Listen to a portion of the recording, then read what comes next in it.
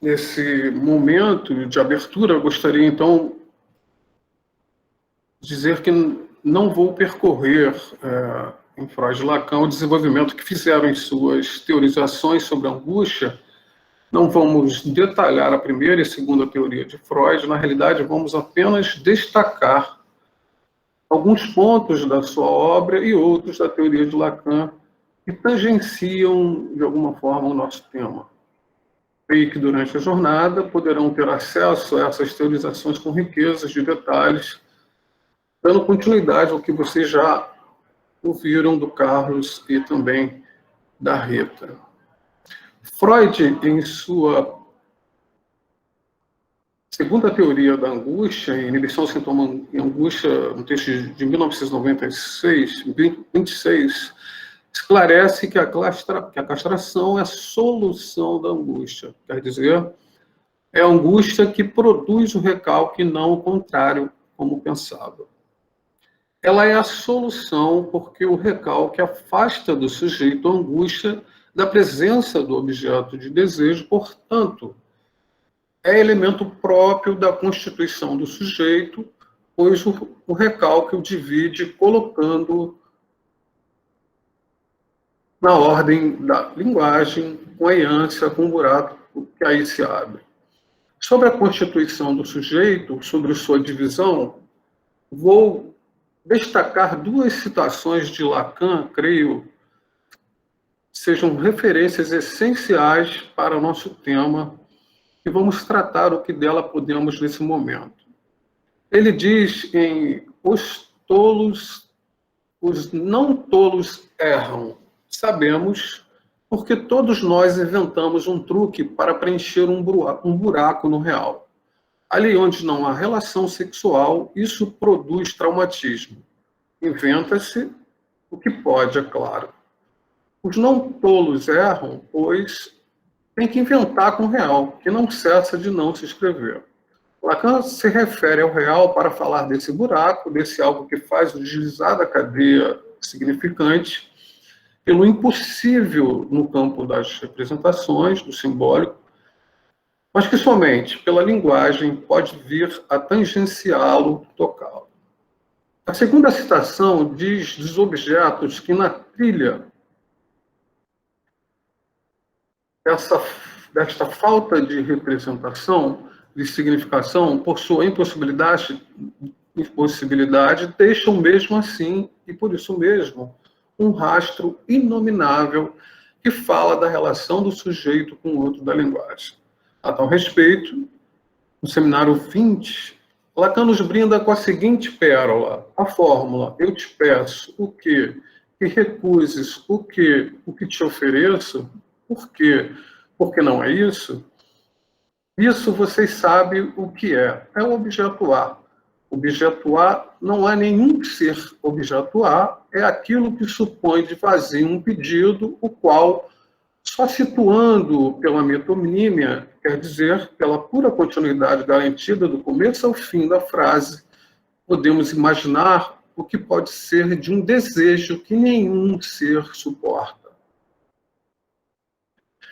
O vazio que é a demanda do sujeito pela via do deslizar metonímico do início ao fim da frase, em qualquer lugar de sua elaboração, construção, nenhum objeto, nenhum ser preenche. Lacan cria o conceito de objeto A para falar desse vazio no campo das representações, para falar do que separa, do que cai na relação do infante, da criança com o outro, para se referir ao objeto essencialmente perdido e designar o objeto da pulsão. Esse vazio no lugar de causa, causa de desejo, que funciona sobre um fundo de falta, objeto extraído da relação com o outro, que tem na placenta lamela o paradigma do primeiro objeto que separa, que marca um limite na relação do sujeito com o outro materno, tendo como resultado, daí por diante, ou, enfim, restos, objetos que caem com a vida que nasce. Libra de carne, que tem, por consequência, a possibilidade de se desejar.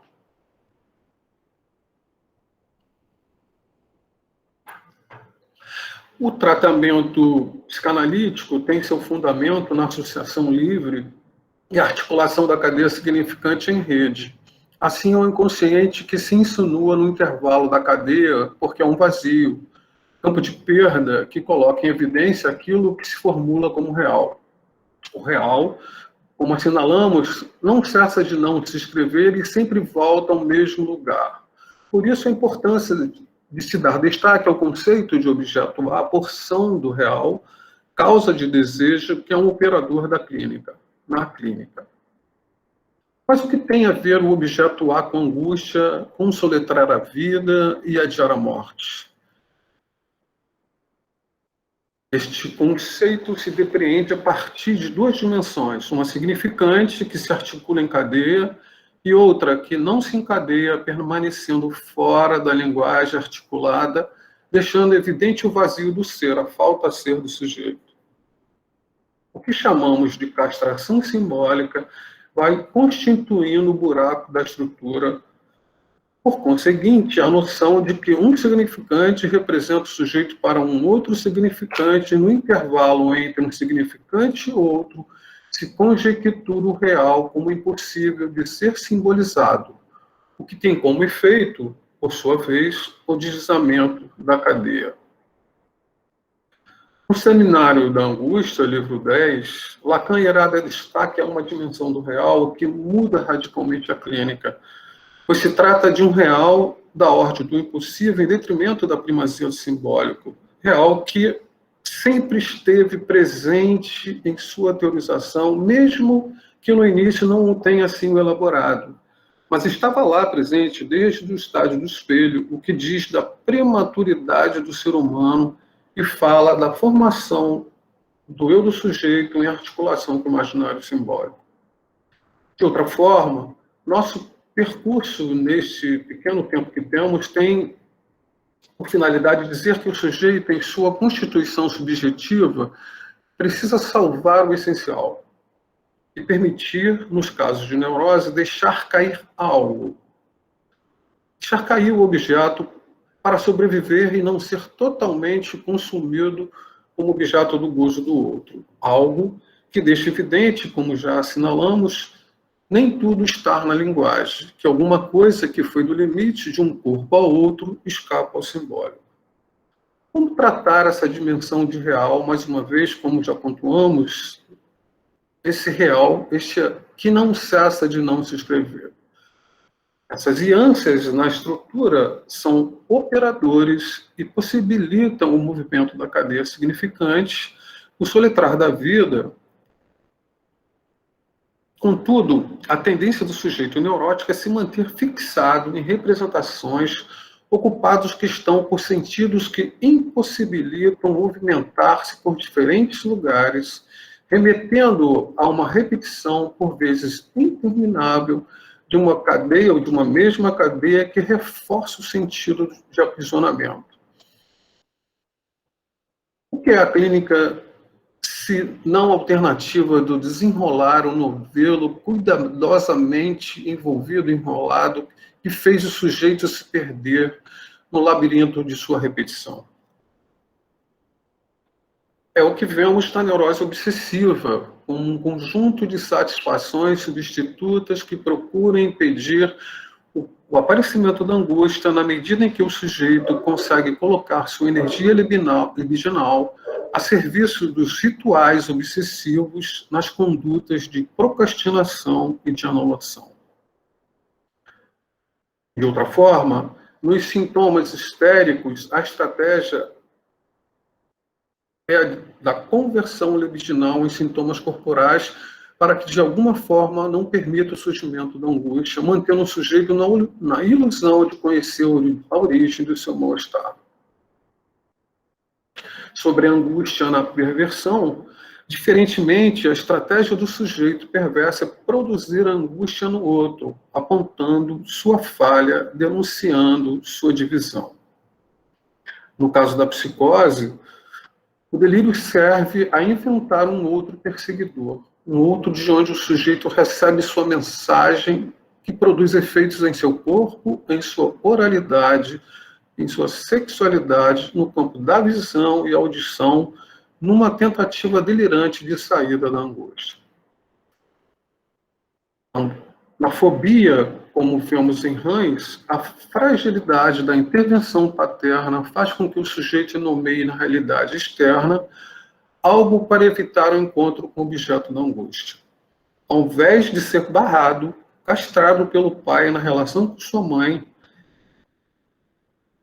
esta que na realidade o induz à oscilação, afirmando que também possui um faz-pipi semelhante ao dele, ou de Hans, portanto negando a castração. Este é o exemplo clássico da obra freudiana que demonstra quando a falta vem a faltar.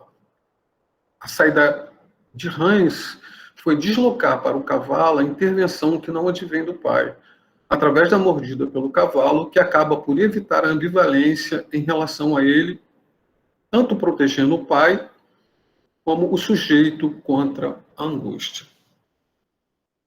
Gostaria, então, aqui de fazer um recorte para falar do superior e sentimento de culpa, herdeiros do complexo de Édipo. Com isso, levantar algumas hipóteses sobre a subserviência que verificamos em parcela considerável de sujeitos, demonstrada inclusive em algumas manifestações de grupos que ganham relevância imensuráveis em nossa sociedade. Estariam estes sujeitos a serviço, identificados a figuras paternas tão severas, cruéis, maldosas e arcaicas, tal como o superior? Ou estariam em dívida ou em uma relação de ódio contra o pai? Freud, em Inibição, Sintoma e Angústia, destaca: é a punição do superior, a perda de seu amor, que o eu atribui valor de perigo e é a elas que reage com um sinal de angústia. A forma final que essa angústia assume diante do superior é, ao que me parece, a angústia de morte. Angústia diante do superior projetado nas forças do destino. Punição do superior, perda do seu amor, articulados na angústia. Na realidade, perda do amor parental depois deslocados para algumas figuras de autoridade, levando o sujeito a renunciar, satisfazer suas pulsões, sendo transformadas finalmente em angústia decorrente da onipotência do superior, que, uma vez constituído, passa a proibir o desejo. O que significa também dizer da origem do sentimento de culpa. Freud, em O Mal-Estar na Cultura, vai postular que esse sentimento exige, para conseguir se apaziguar, que o sujeito sofra um castigo ainda mais severo. Daí a hipótese que o sujeito, para pagar sua dívida, pagar por esse sentimento de culpa, deva se colocar a serviço de um líder ou autoridade paterna, a busca de apaziguamento, de reconhecimento, em última instância, demanda de amor. Nas palavras de Freud, o superior representa a mesma função de proteção, de salvação que outrora exerceu o pai. E, por transferência, as figuras que o representam. Por isso, a adesão, o clamor por um reconhecimento paterno. Uma outra hipótese, em extremo oposto, por se sentir credor e por ódio ao pai, na tentativa de sair desse tormento, o sujeito poderia vir a passar ao ato com atos criminosos de toda ordem, inclusive de ataque às instituições, porque assim, ao ser pego pelo sistema judiciário, preso, possa pagar por suas dívidas em relação a ele. Como temos visto em algumas situações na cena brasileira, no contexto político brasileiro. Mas detenhamos-nos um pouco mais na questão da angústia articulada ao objetuar na neurose. Como já vimos, a noção de objetuar trata-se da concepção de uma falta, do objeto que, por subtração da relação do sujeito com o outro, caiu, deixando uma falta da ordem do inassimilável. Freud, curiosamente, diz que a angústia é sem objeto, é algo difuso, não preciso, apesar de ser o fundamento do recalque, como já vimos. O diz em oposição ao medo, que se refere a algo específico, nomeável, sendo um medo localizado. Contudo, diferentemente de Freud, Lacan afirma que a angústia não é sem objeto, que significa dizer que a angústia tem objeto, mas que não é facilmente simbolizável, uma vez que escapou à linguagem, à ordem do simbólico. De outra forma, estamos falando da função de lastro que uma falta oferece. Quando Lacan afirma que o sujeito deve recusar o que é oferecido porque não é isso, ele, no mesmo seminário, complementa. Não é isso quer dizer que, no desejo de todo pedido, não há senão uma requerência do objeto A, do objeto que viria a satisfazer o gozo, no qual se chama impropriamente, no discurso psicanalítico, a pulsão genital, aquela onde se inscreveria uma relação que seria a relação plena, inscritível. Eu insisto nisso, continua Lacan, que o parceiro desse eu, que é o objeto, que é o sujeito de qualquer frase de pedido, é não outro, mas o que vem substituir a ele na forma da causa de desejo que eu diversifiquei em 4, segundo a descoberta freudiana. Em objeto de sucção, objeto da excreção, o olhar e a voz. Enquanto substitutos do outro que esses objetos são reclamados e fazem causa do desejo. Objeto que, por sua falta, são reclamados e que se fazem causa do desejo, pois o que caracteriza, mais uma vez, o objeto A é justamente seu funcionamento estando desconhecido. Sabemos que o objeto funciona não por sua presença, mas sim por sua falta. Embora a tendência hoje em dia seja fazê-lo existir, queremos dizer, quando a falta tende a não funcionar pelo excesso de oferta, estando tudo a 2 ou 3 cliques, indicando a via da dimensão do excesso de gozo, fazendo-se crer na possibilidade que não existe objeto perdido que não possa ser reabsorvido. Aqui está uma das fontes de angústia, o impulso a gozar a qualquer preço. Comer, comer, comer, beber, beber, beber, consumir, consumir, consumir, comprar, comprar, comprar, controlar, controlar, controlar. E, quando do seu oposto, quando o excesso de gozo já não é mais possível, deixando o sujeito em falta nas vias da angústia. Qual é o lugar para a psicanálise nesse ambiente de excesso de tantas ofertas, tudo aparentemente estando à mão? Os efeitos mais evidentes da psicanálise têm seu fundamento no Estatuto da Palavra, no centro da dialética do desejo, pois, ao contrário, estaria esvaziada de sentido, impotente, pois, uma vez que o sujeito esteja fixado em um objeto de gozo, não existiria espaço para a palavra, estando sua dialética, como do desejo, anulada, reduzida à exigência superegóica de preservar a solução sintomática, sendo demonstrado de modo inexorável o limite da interpretação no processo de um tratamento.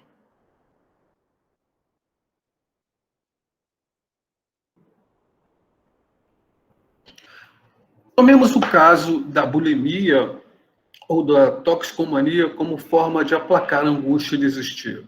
Elas são verdadeiramente formações do inconsciente pois não se organizam num regime significante, mas apresentam-se como prática pulsional, como pura técnica de gozo que resiste ao sujeito do inconsciente, como organização não linguística do sintoma, não passível pela repetição do objeto de ocupação própria ação linguístico-simbólica da interpretação.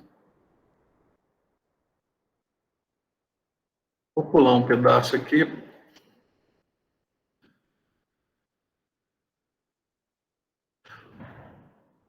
O que acontece quando a falta vem a faltar? Quando algo pode vir a aparecer no lugar do buraco, do vazio, que deveria se manter vazio. O desejo aponta para o enigma do ser, do sujeito, no campo do outro. Que foi, que queres? Questão que deve se manter sempre como uma pergunta e não como uma resposta. Pois aí o que se tem, o retorno disto é a angústia quando a falta. Uma outra forma de dizê-la é a invasão do real no imaginário.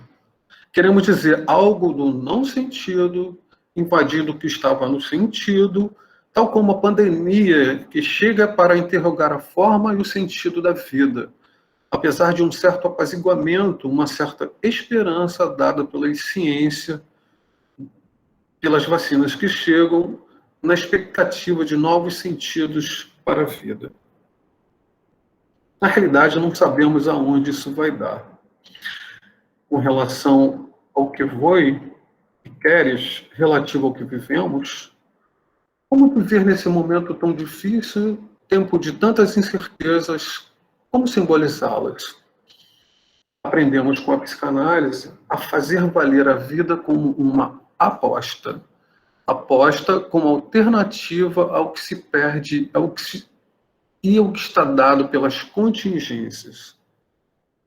Começamos a vida por várias perdas.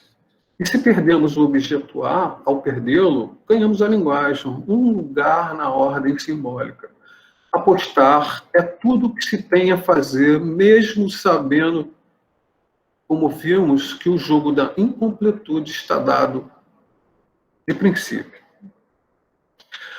A angústia é o afeto